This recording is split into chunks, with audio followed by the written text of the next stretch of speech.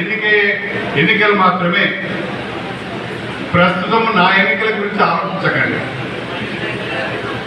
నా రాజీనామా గురించి ఆలోచించకండి. అది ఏదో రాస్తా అంటారు, ఏదేదో చేస్తా అంటారు, దాన్ని చూసుకుందాం తర్వాత. నేను రాజీనామా చేయడం లేదు. స్పీకర్ గారు ఏ నిర్ణయం తీసుకుంటారో వారి నిర్ణయం తర్వాత నా కార్యాచరణ ప్రణాళిక ఉంటుంది.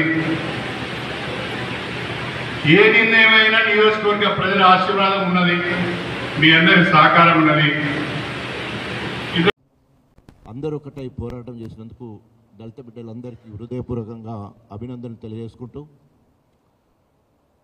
నిన్నటి రోజున కడియం శ్రీహరి గారు పిచ్చిలేసినట్టు మాట్లాడుతూ ఉన్నాడు, ఫ్రస్ట్రేషన్లో మాట్లాడుతూ ఉన్నాడు. ఇప్పటికే ఆయన పార్టీ ఫిరాయింపు విషయంలో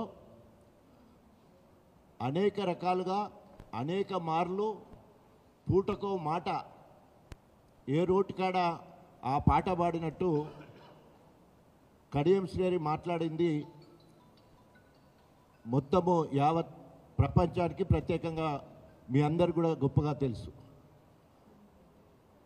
ప్రజాస్వామ్యాన్ని తుంగలో తొక్కుతూ రాజ్యాంగానికి విలువ లేకుండా ఏమాత్రము నైతిక విలువలను పాటించకుండా